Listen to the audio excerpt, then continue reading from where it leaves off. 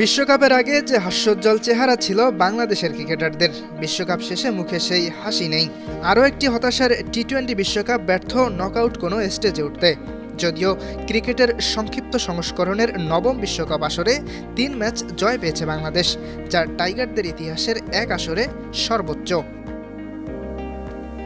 Antigua থেকে যুক্তরাষ্ট্রের Miami, এরপর দুবাই হয়ে শুক্রবার সকালে ঢাকায় পা রাখে বাংলাদেশের ক্রিকেটাররা। দলের সঙ্গে ঢাকায় ফেরেননি লিটন দাস ও সৌম্য সরকার। সাকিব একদিন আগেই ঢাকায় এসেছেন। এছাড়া হেড কোচ চন্ডিকা হাথুরুসিংহের সিংহের সহ কোচিং স্টাফের সদস্যরা দুবাই থেকে যে যার মতো ছুটিতে গেছেন। শ্রীলঙ্কাকে হারিয়ে বিশ্বকাপ আসর শুরু করেছিল বাংলাদেশ। এরপর নেদারল্যান্ডস ও নেপালকে হারিয়ে সুপার 8 নিশ্চিত করে তারা। তবে সুপার 8-এ অস্ট্রেলিয়ার বিপক্ষে বড় হারের পর ভারতের বিপক্ষেও পাত্তা পায়নি টাইগাররা। এরপর সুযোগ পেয়েছিল আফগানিস্তানকে হারিয়ে সেমিফাইনালে ওঠার, তবে সেই সুযোগ কাজে লাগাতে পারেনি নাজমুল হোসেন শান্তর দল। ওটা 12 ওভার 1 বলে আমাদের সবারই প্ল্যান ছিল চেস করার, এবং আমরা সেই ইন্টেন্ট নিয়েই খেলা শুরু করেছিলাম।